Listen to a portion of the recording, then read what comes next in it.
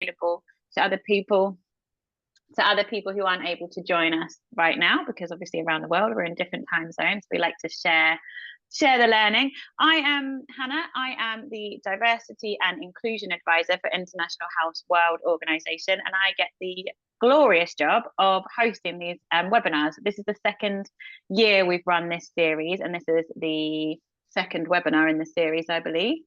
Kind of lost track of what time of the year it is. It's sort of getting quite busy this time of year. We are joined today by Boelo, who is an expert in, he's a coach and an expert in dyslexia and lots of other things that can impact our learning in the classroom, as well as having a really, really long background and experience in language teaching in schools. And Boelo joined us last year for a great webinar, which was, you can actually catch up with that on the page, which I'll share at the end. There's a link to that one there as well, which is a great one. I really recommend. That was specifically about dyslexia, but today we've got a topic which I think is equally, if not more important, which is all about the impact of SLDs. If you don't know what that is, keep listening because Boelo is going to explain, on kind of mental health and self-esteem in the classroom. So I'm really excited to have this one. And the final thing that I need to say to you is that Boelo has promised us a little treat of a discount to one of his masterclasses. So if you stay online till the end or watch the recording till the end, then you will have access to that exclusive discount.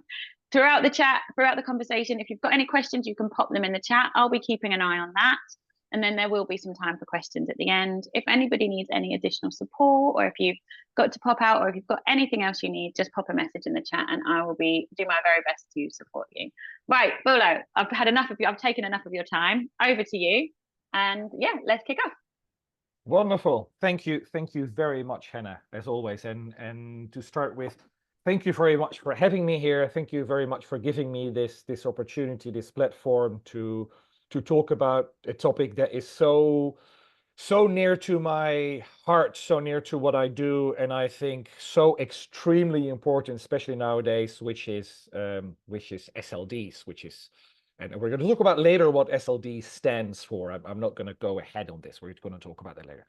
I'm going to share my screen with you. It's really lovely to see so many people here on a Friday afternoon. I don't know where well, I see where you guys came from, but for me it's always an honor on a Friday afternoon, because sometimes I go like, honestly, do you not have anything better to be than here and listening to me about this?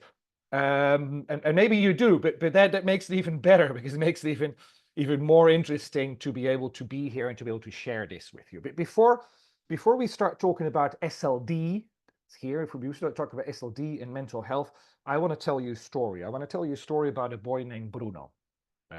Bruno is a Spanish boy. He's about 15 years old, and about 2 years ago, one morning, his mother says to him over breakfast, she says, I know you're struggling with English in school. I know you're not getting very good grades.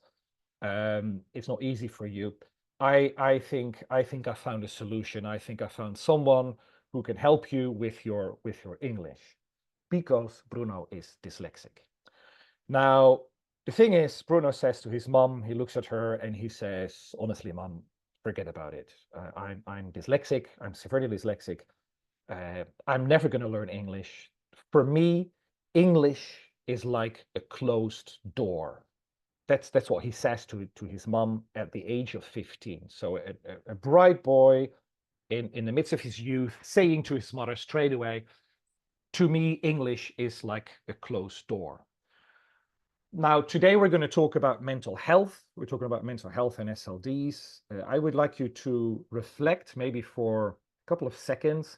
What do you think his mental state was at that moment when he spoke to his mother, and when he said to his mother, at 15 years of age, English is a closed door for me? So if you like, just to share with me as well, if you could put it maybe in the chat, what you think his mental state must have been at that moment.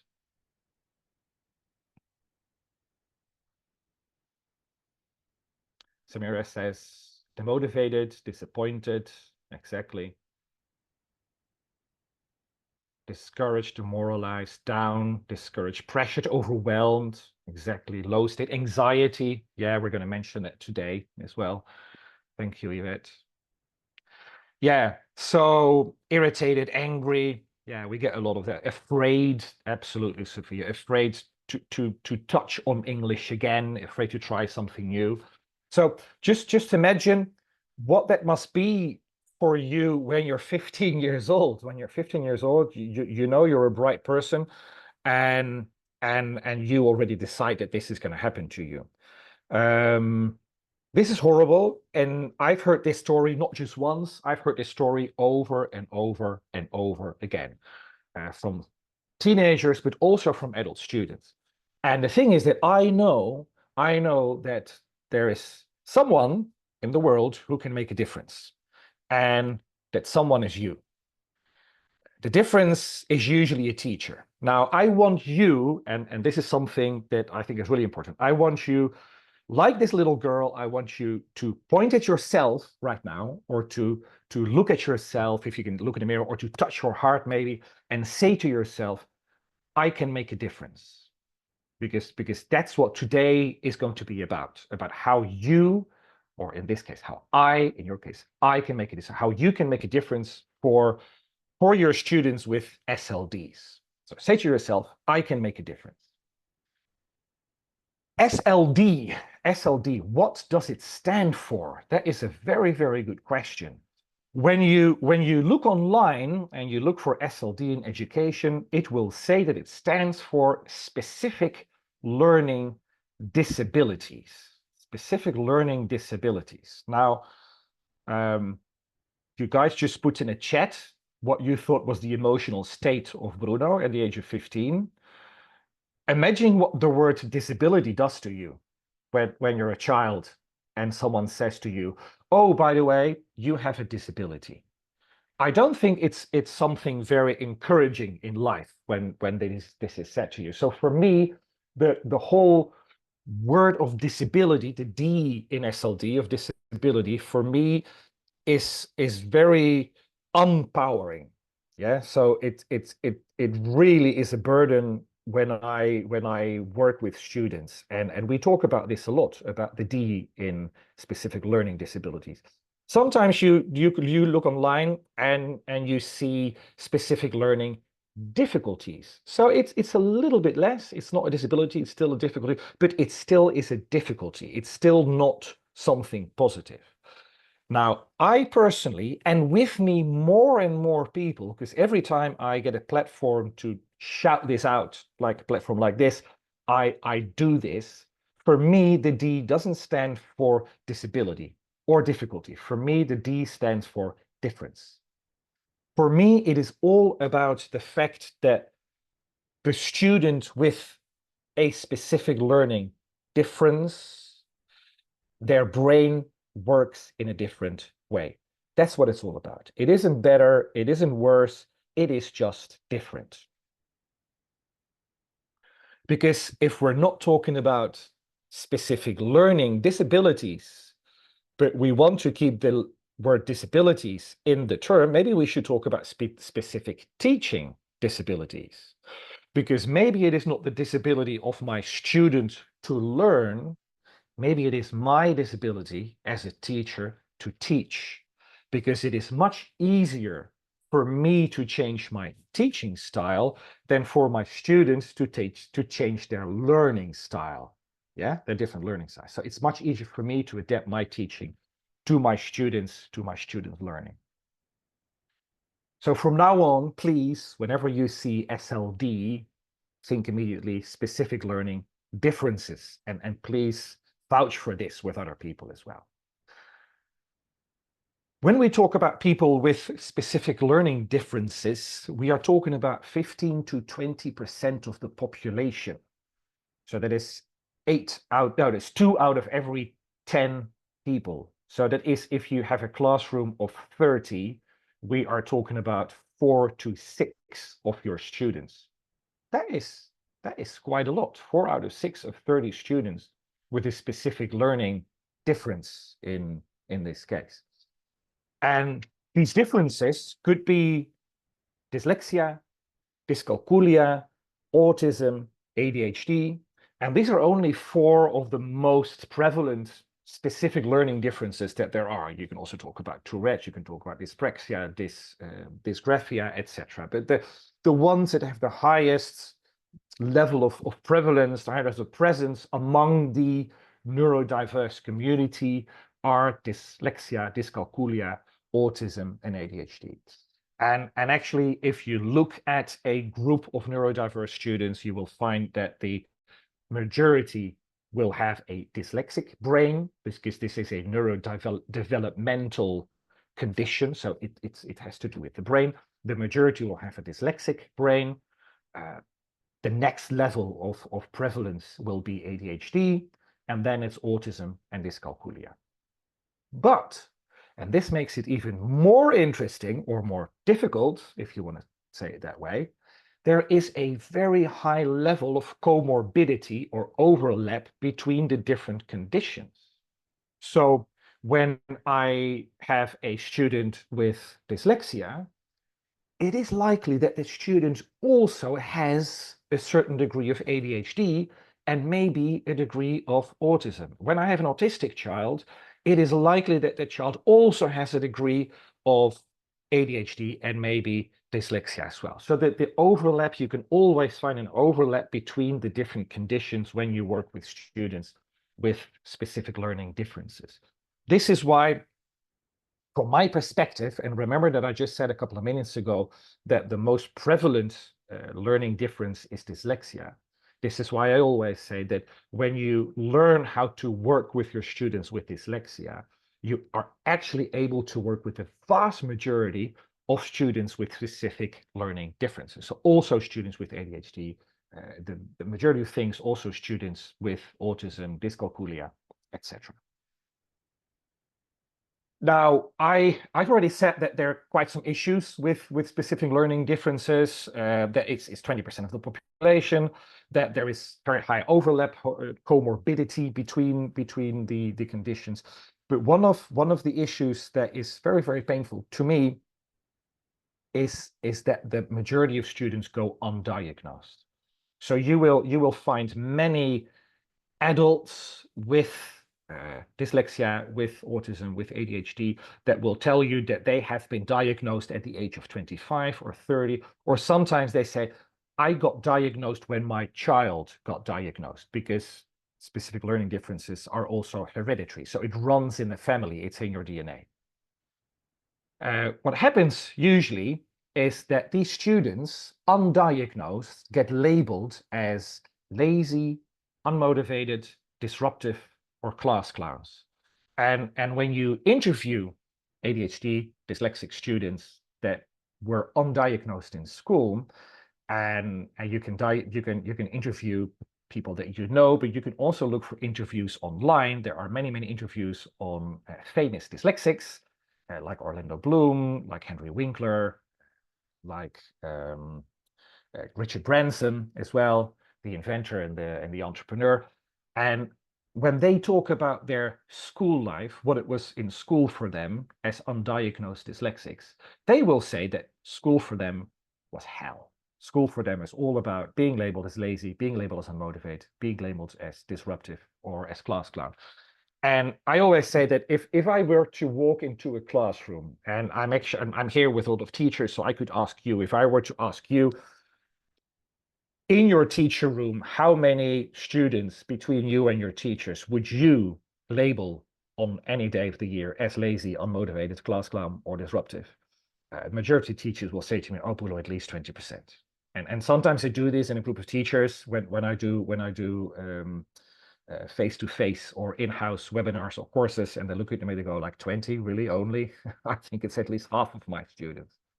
So now remember that I said that 15 to 20% of the population has a neurodiverse brain or has specific learning differences.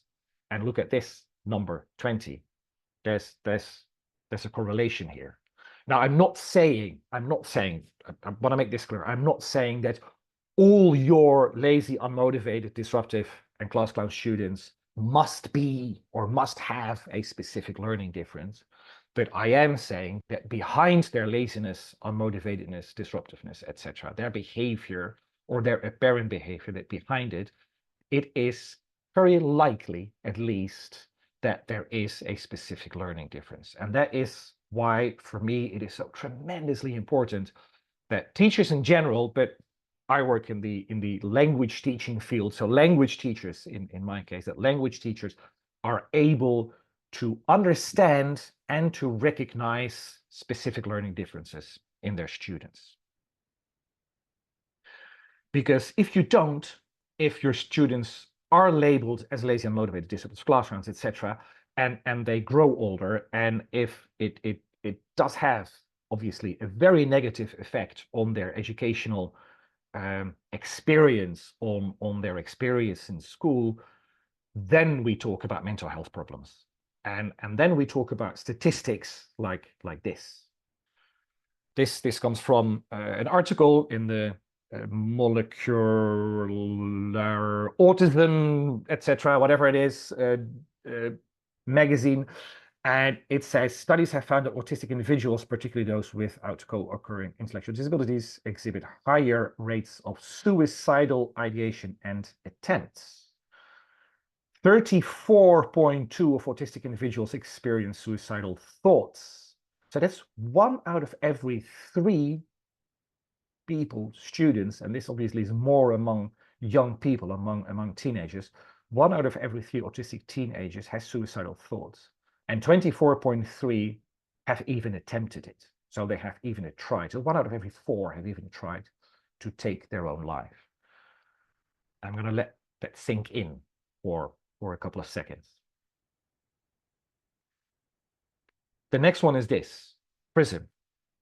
This one comes from the UK, but if you go to the States, because that's where the majority of the data come from, the UK and the States, you'll probably find the same or even higher. I watched an interview with Eric Adams. He's the mayor of New York, and he's dyslexic, and he said as well that he did a research in Rikers prison, and he found that, same as here, over half of the adults prison population could very well be dyslexic, could very well have a dyslexic brain. And a year ago, I was on a project with 2 schools that deal with juvenile delinquents. So they deal with juvenile delinquents, and they said that in their case, it was even higher. So they said, oh no, in my school, it's definitely over 60%, 70% of students with specific learning differences. And anxiety. Approximately 40% of adolescents with ASD are diagnosed. ASD stands for autism spectrum, autistic spectrum, autism spectrum, whatever, autism, are diagnosed with at least one anxiety disorder. And between 25 and 40% of adolescents with ADHD also have an anxiety disorder, a lot higher than the general adolescent population. So talking about specific learning differences in general, but especially among young people, especially among children and teenagers, we see that anxiety builds up for these students. We don't have time today to talk about why, but it is a major issue for these students, especially when they are undiagnosed, and especially when their teachers don't know what to do with them. And this many times results into or builds up to ending up in prison and or having suicidal thoughts. But you can make a difference. You as a teacher can make a difference. So I wanted you to do the same. Point at yourself, touch your heart, look at yourself and say, I can and I will make a difference. Because this is 15 to 20% of your students. Now, the question obviously is, you say, yeah, Boelo, wonderful that you tell me that I can make a difference, but please tell me how, because I would like to know what I can do for these students. Well, the first and most important thing that you can do for these students is show empathy. I was at TESOL France in Paris last weekend. I did a very similar workshop to the one that Hannah mentioned. I did for International Household Organization several months ago before summer, and I think it's still out there. We talked about dyslexia, about what you can do for dyslexic students, etc. And I said to the people in the room, I said, if there's anything, if there's only one thing I would like you, or I want you to take away from this session, if there's only one thing you need to take away home after your trip to Paris, it's empathy. It is being empathetic with your neurodiverse student or with your student with a specific learning difference. And afterwards, at least 2 or 3 teachers came up to me and they thanked me for it. They said, thank you, because that's exactly what I'm going to take home with me from this session.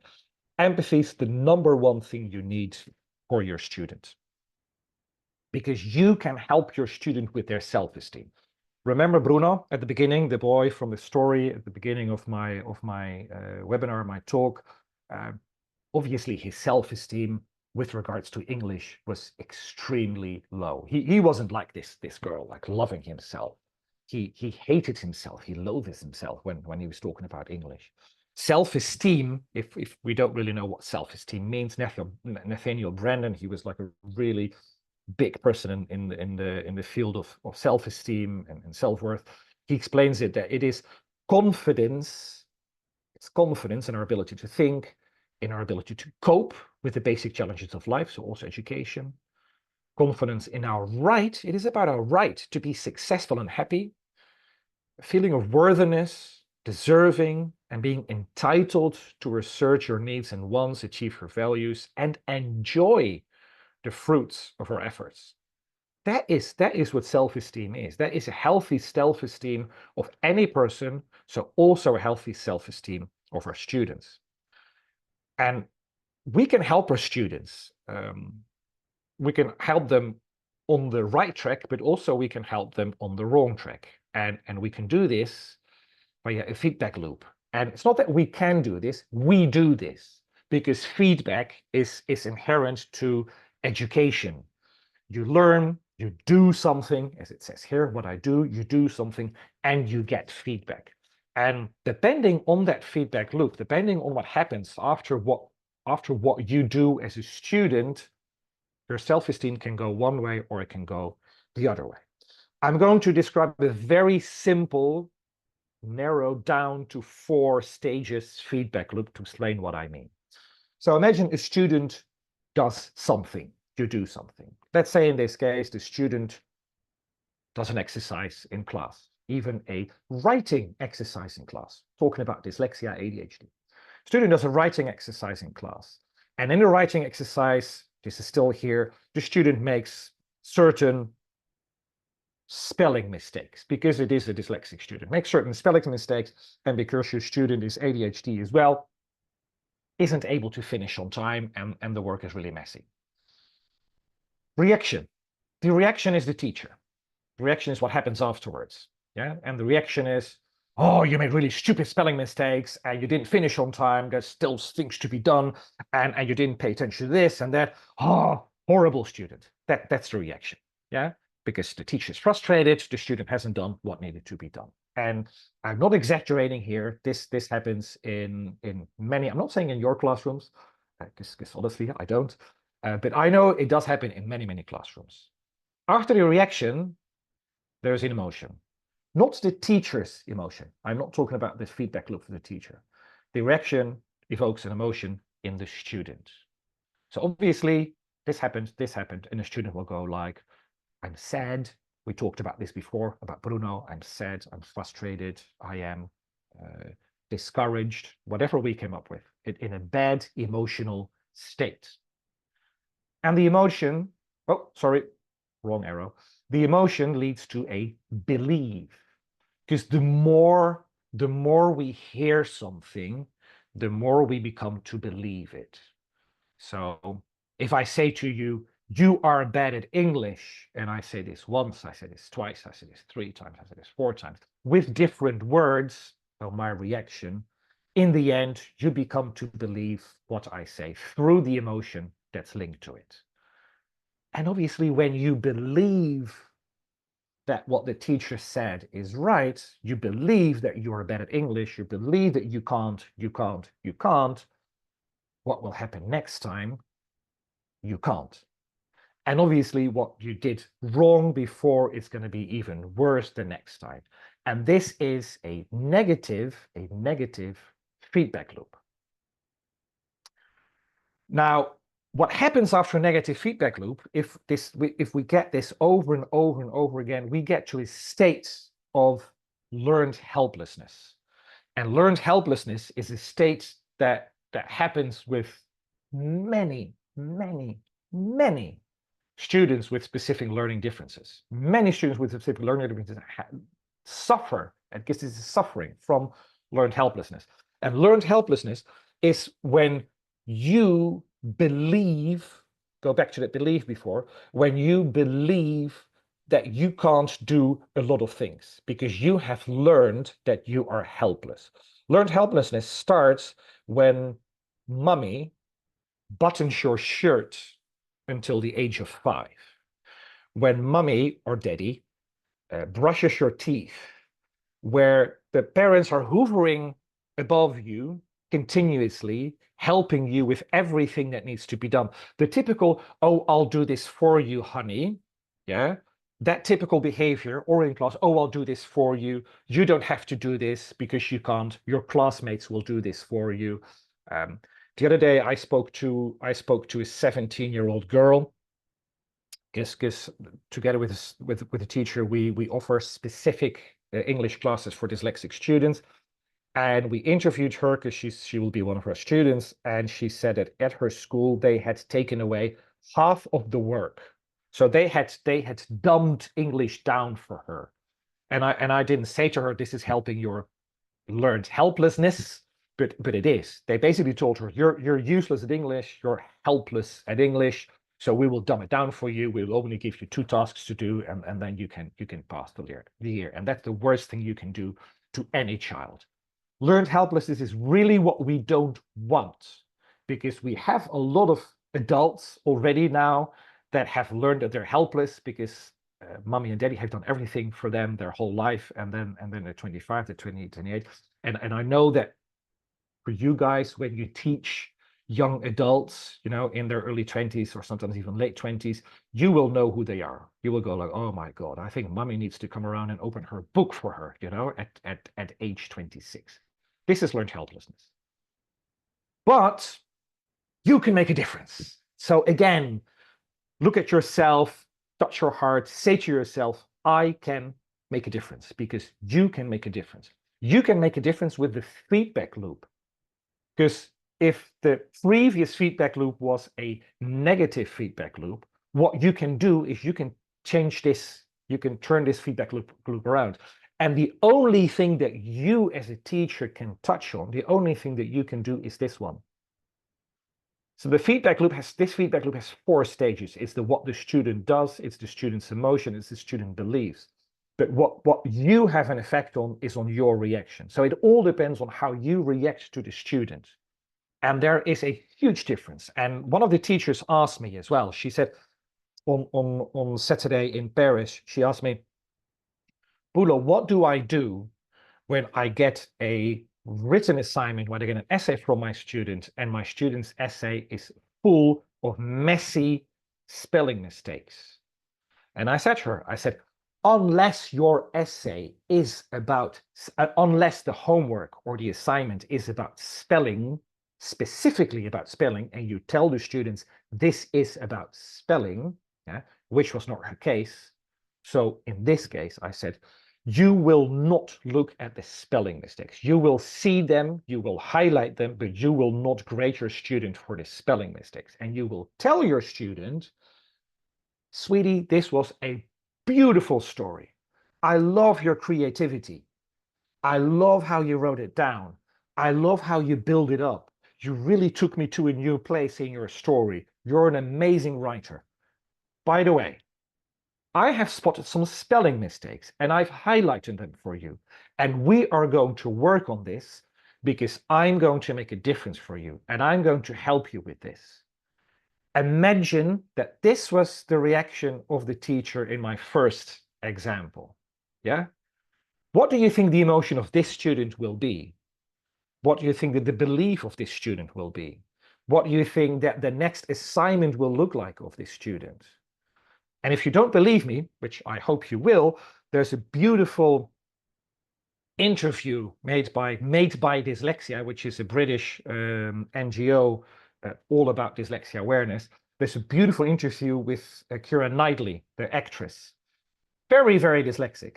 And she really explains that this happened to her, that she had her teachers, because she was diagnosed, and that her teachers would say to you, Keira, my love, well written, beautiful, my God, you're a mind-blowing girl, you're so creative, you're going to go really far in life. But hey, you still make spelling mistakes, let's work on this. And her emotional state was extremely happy, and she's gone really, really far in life. We all know this.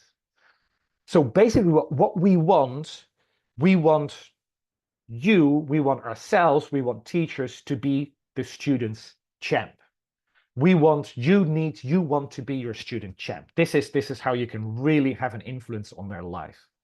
Because students need a champ. Whenever I interview dyslexics, and whenever I or I read or hear interviews with dyslexics, and this can be young dyslexics, but most of all the adult dyslexics, they always talk about someone who was their champ. They always talk about their grandmother or their mother or their biggest sister or maybe an uncle or a teacher.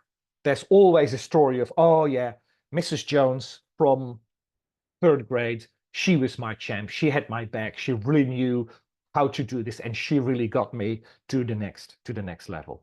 Because as a champ, what you will want to do is, as I said before, you will want to show your students a good level of empathy. It is not dumbing them down. It is not, I'm going to take stuff away from you. It is, I understand where you come from. I understand this is difficult for you. I understand your struggles. And I'm going to try to do all my best to take you as far as you can, because I know that there's something in you, and I know that you have strengths as well. Because what we have to do, we have to focus on the accomplishments. When I work with dyslexic students, the first thing I ask the students, or I ask the parent, is, what are you brutally good at? Not what are you good at? No, what are you brutally good at? Not even what are you very good at? No, what are you brutally good at? And they look at me with a face like, what do you mean? We're talking about dyslexia here. And I say, yeah, I know, but what are you brutally good at? And the look of their face is a look of, nobody has ever asked me what I am brutally good at. And these kids are usually 14, 15, 16 years old. Why? Because the focus has always been on what they can't do. The focus has always been on the spelling mistakes, on the organization, on their working memory, on their reading skills, etc. But it's never been on what they can do. So for me, number one, I always say to the teachers that I work with, focus on the strengths of your student, because they have strengths that go above the strengths of your other neurotypical students. Defend your students. Honestly, your specific learning differences students, they need you to defend them from other students, to defend them from themselves, to defend them from society, defend them from the system. This is why I don't talk about disability, I talk about difference. This is one item of defense already, but also sometimes to defend them from their parents. I know from many school teachers that say, oh, but I really try to vouch for my students, but the worst thing I have, or the main problem I have, is how do I do this with the parents of my students? How do I communicate with them? So sometimes you need to defend them against their parents, usually fathers as well. Motivate your students, because these students, I told you before, we've looked at it, their self-esteem is sometimes even non-existing. So we really have to motivate these students, and motivating students with dyslexia, with ADHD, is much more difficult than motivating neurotypical students. And we have to listen.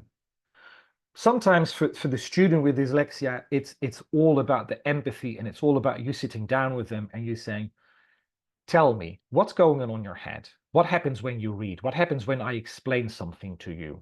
What is it that doesn't work for you? How can I help you? How can I make this work for you? How can I help you learn better? And create awareness. Create awareness in the classroom, create awareness in your school, create awareness in your whole community as well.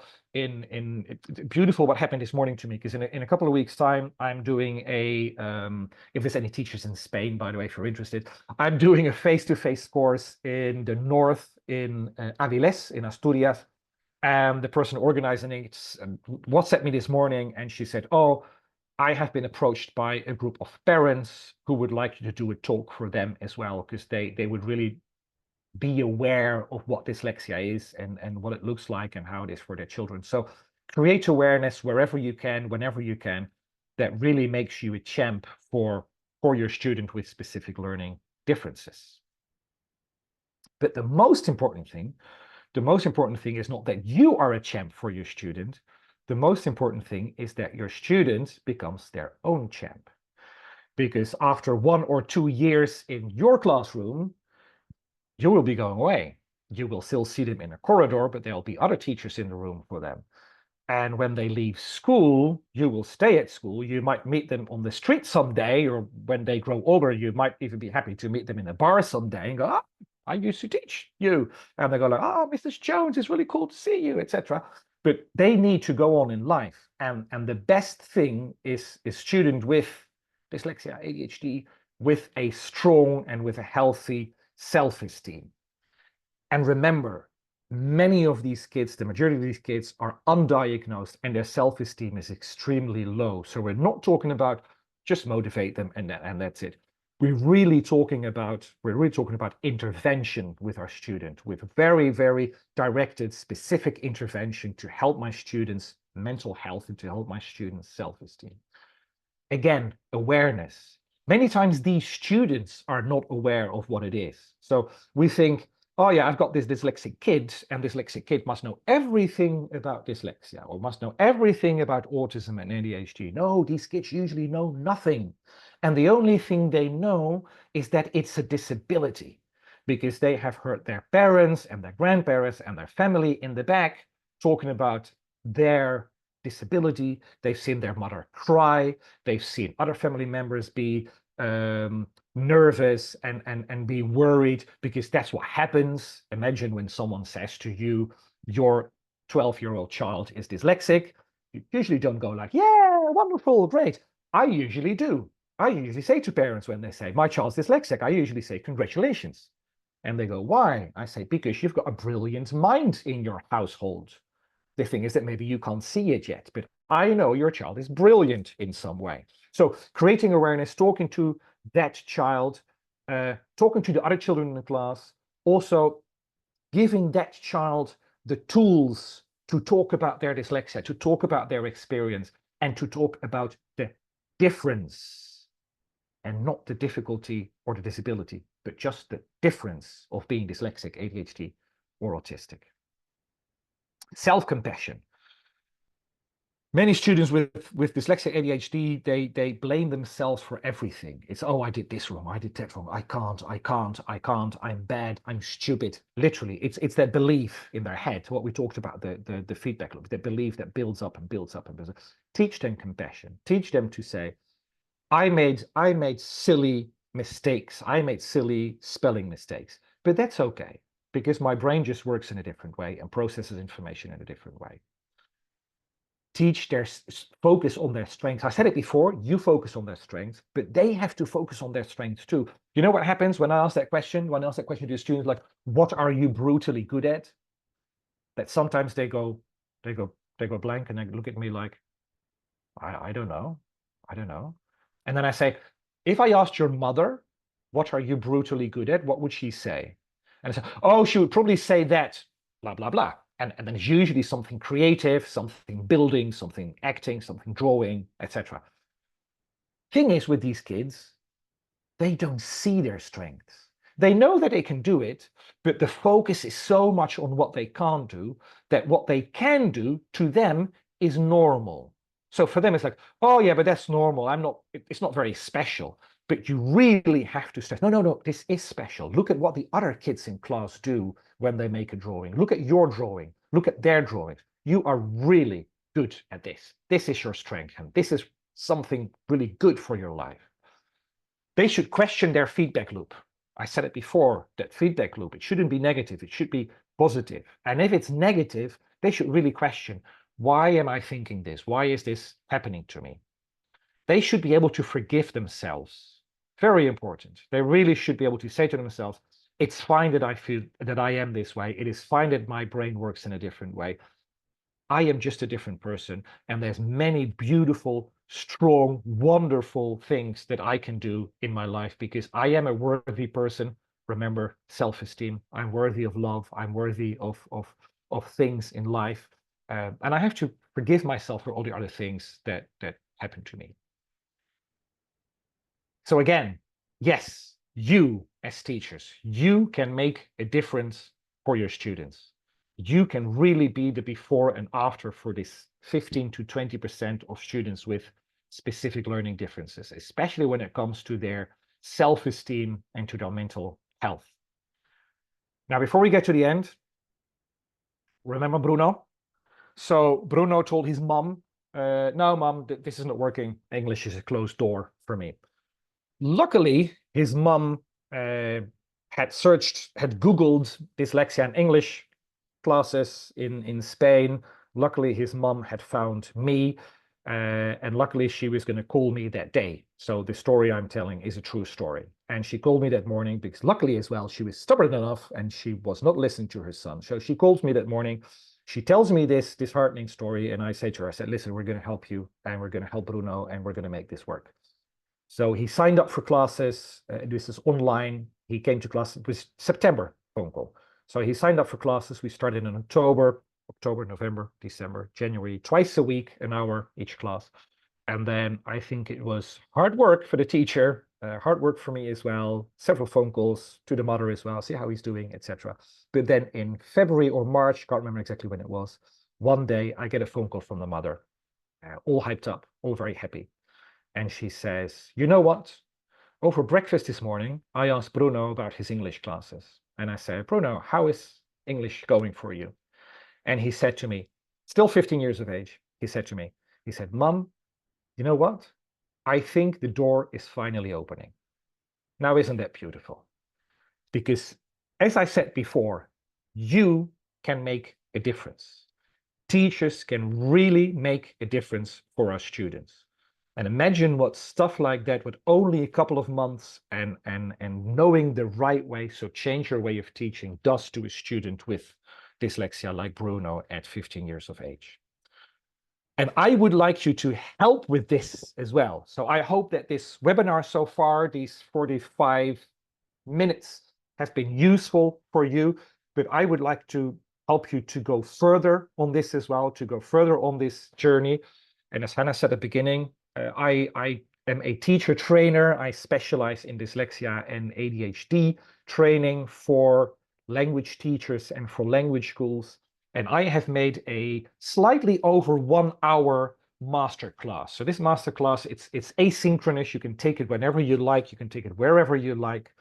You can watch the videos as many times as you want. It's actually got a very ridiculous price. It's only 20 euros. But even though I've put 15% off, so if you put the International House World Organization, IHWO 50 for 50%, if you put it in, it isn't down to 10 euros.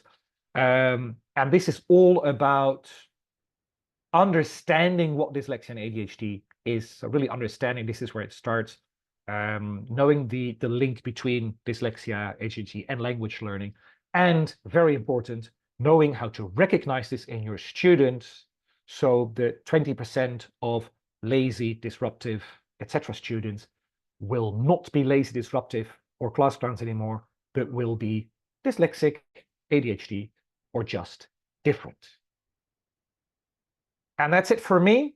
I thank you very much. If you have any questions, as Hannah said as well, if you have any questions, I don't know, maybe put them in the chat, because it's quite a lot of us. I think it's 45 people in the room, and we still got about 10 minutes, 12 minutes to answer any questions that there might be. Do you want to moderate, Hannah? Yes, happy to. Let me just unmute. I'll find the buttons. I've got so many people on my screen.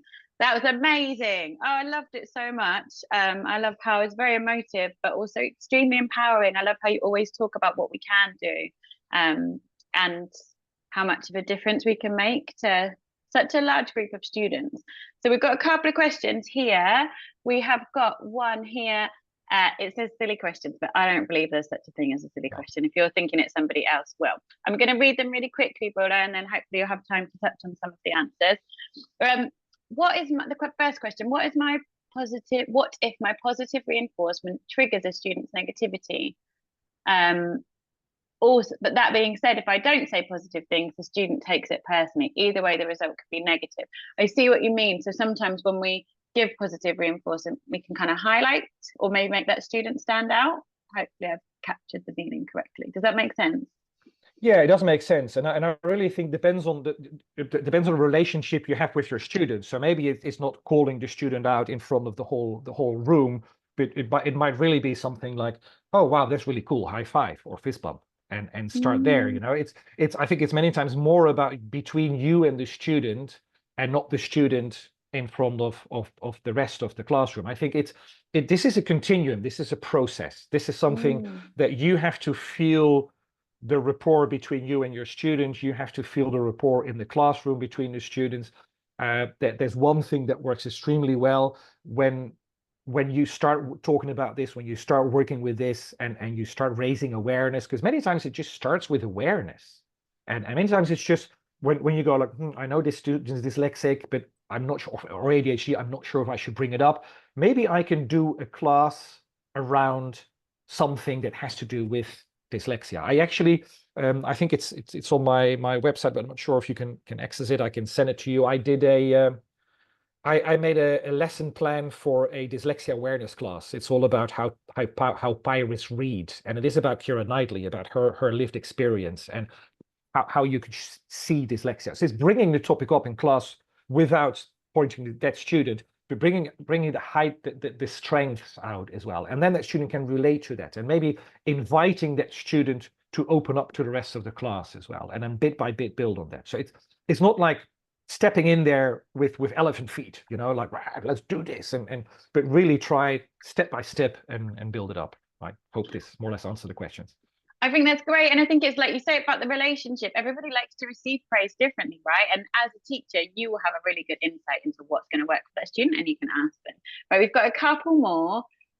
We've got, at the end of the day, a student is making some progress, but because of all the heckles and fusses, other students learning on mental health is a bit affected. What can we do about that? Managing all those different needs in the classroom is tricky.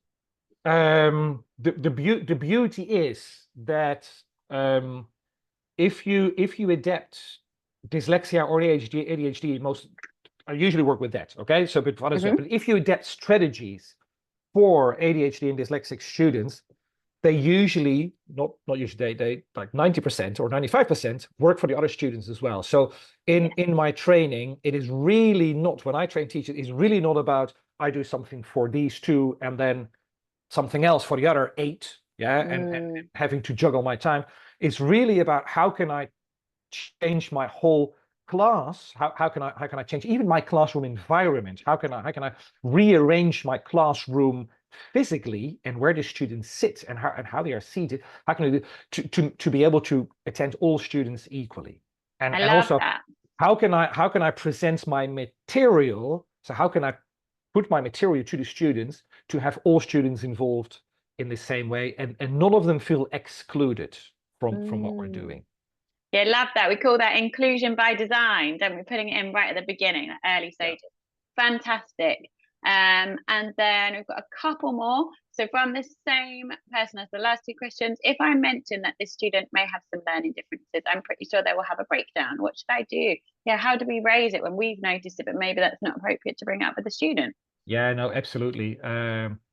So I would say, how much do we have? No, I'm joking. Usually what I usually say to teachers, first of all, it is never our job to diagnose. Never, ever. So, and I don't teach teachers how to diagnose. I teach teachers how to recognize. That's the only thing I do. And it's the only thing I can do as well. But then when you realize, you go, oh, I really think this student might be dyslexic, you talk about it with your other teachers, and everybody goes like, yeah, I think there's ADHD or dyslexia here in this student. And then again, it depends on the relationship with your student, relationship with those parents as well. Because if you've got a really good relationship with the mother or the father, maybe start a conversation with them. If you don't, forget it. for now and for the student as well. I would, and this is also what I said, I would start working with that student. So I would already apply dyslexia or ADHD friendly strategies with that student. And without telling them why, I would already make some changes.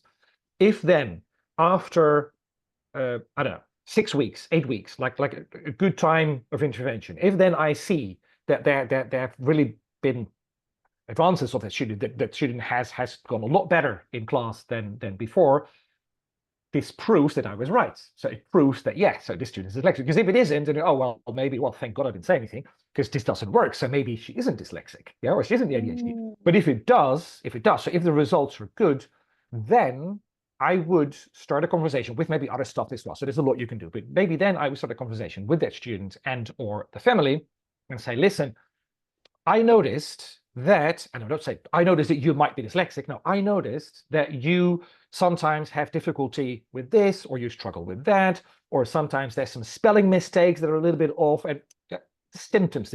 But hey, but I've also noticed that you're really creative, and you're really good at always the good things in there. Always, never forget the good things. And it has to be something that is true. So don't say, oh, I also noticed you're a really good dancer. And I go like, honestly, I've got 2 left feet, right? You know? So it has to be something true. And by the way, and then you can mention, I did some training, I did some this, and I put some differences in place. I'm not sure if you noticed, but I did something different over the past weeks. I tried some different strategies with you, and I've seen an improvement. I've seen you doing so much better than 8 weeks ago. How do you see this? And then they go like, yeah, it's true. And yeah, and this is the empathy. It's the understanding. It's the listening. And then they go like, yeah, it's true. And yeah, no, I am actually doing better because now it's easier. I understand it. And then you might say, have you ever thought of getting screened for or getting diagnosed for dyslexia, ADHD, autism, whatever? Because maybe, so we have to be very careful because maybe this could be the case with you. So it's it's a process. It's not something like bang, straight in, you know. Because this is also the mental health. We have to be very, very careful how we bring this to our students, and sometimes even worse, how we bring this to the parents. Because what I said before, usually the biggest pushback we get is not from the student, it's from the parents. So true. And what I love out of what you said there, the thing that really rings true for me, and especially in the work that I do, because we have a big issue with this in UK sort of state education at the moment as well, is we talk about what we notice. So we don't talk about the person, we don't put labels, but we say what we can see. And I really think that when we start with that, I've noticed this, and say like a nice objective thing, that kind of keeps the issue separate from all the people, and it makes it much easier to talk about, and then people can do what they want with the information you give. I think that's a really great tip. Mind you, when someone says, oh, I'm afraid that will be detrimental for that student, I really don't think it will, because the vast majority of dyslexics and ADHD are happy when they get their diagnosis. They go like, get the help they need. Oh, now I know. They go like, oh, now I know. Yeah. Because they, honestly, I'm dyslexic myself. I'm ADHD myself. I only realized 5 years ago. So it's mild dyslexia. I don't think it's mild ADHD, but definitely mild dyslexia. And I only realized 5 years ago when I started working in this field. And for me, it was a huge eye-opener. But for me, it was, oh, thank God I'm not stupid. And this was literally what I thought. Thank God I'm not stupid. And because I knew I wasn't stupid, but I always thought of myself as partially stupid. So there were some things, and we're surrounded by language teachers here, you're going to laugh now. There's some things, even like learning grammar. I don't understand grammar rules. Like, I really don't. It's impossible for me to understand grammar rules. So learning grammar, for instance, was impossible for me. And I would always think, how can I be so stupid that I don't understand this? And I'm surrounded by language teachers all day. And they talk about this, what seems rocket science for me, and it can't be, because it's grammar, you know. And then I realized, no, my brain just processes information in a different way. And so if you do, I don't think for the students are going to be very negative. I think it's maybe for the parents, but then it might be. Yeah, I think you're right. It's about meeting needs, actually, isn't it? And we can do that with or without labels and with or without diagnosis. Yeah. Right, couple more quick questions. One question was which expert diagnoses dyslexia? I'll answer that really briefly. In the UK, it's an educational psychologist, and there's a specific process. Imagine there might be variation between different countries, but it is like quite a structured process to go through. And in some places, for example, in the UK, the waiting list is very, very long. The other two questions, which I'm going to read them all, and Boelo, you can answer maybe one or two of them briefly because we're coming to time. They are, what if students don't buy the compliments and believe they're still bad at something? Some students tell me that they are too old to learn English and I can't speak or understand English. Is there a way to break this barrier? And the third one is, how can I treat children with special minds during the exams? Can we show empathy? Exams are scary.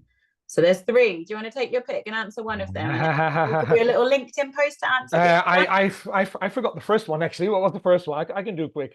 Okay, what if students don't believe the compliments? Yeah. Most people don't take on the praise, right? Yeah, no, I mean, this is all about coaching again. So this is my other field. Complimenting has to be something on the spot, has to be something very specific, and has to be something really visible. Like, oh, I love that blue dress you're wearing. That's it. Really clear. Why? Because you're wearing it. So it's true, and you're wearing it now. And I see this, and I say, oh wow, I love that blue dress you're wearing. I'm not giving you a high five because you wear a blue dress, you know, but oh, it's a really beautiful drawing you made there. High five, fist bump. That's it. Like descriptive, that descriptive. It has to be very, I love this, specifically this. You did such and so in the speaking activity. I am so proud of you. That's it. Yeah. Pilar says, I live in Spain, and I think she asked about who does this in Spain? Who diagnoses in Spain? In Spain, it's usually a speech therapist as well. So it's usually and usually they can do it in school. So if it's a child that's in school, they should go to their orientador or orientadora, and they can help you out. Or if not, speech therapist. That's usually the one in Spain as well. Does it? And then you asked for someone who's old and says, oh, I can't learn English. I had a conversation with a former student of mine, a former teacher student of mine in the Czech Republic, and he teaches business people, and many of his business people are dyslexic. And I told him as well, I said, I am not, there's no research on this, but I'm pretty convinced that if you find anyone over 25 that has a very good cognitive level, that has a very good professional job, and is very bad at English, and is very reluctant to learning English, honestly, for me it says SLD all over the case, you know. And then for me, again, you don't have to mention it to them. It's not about, oh, you've got a label, you've got this or that. It's just adapting your teaching. It's just using different strategies that I teach in my courses as well.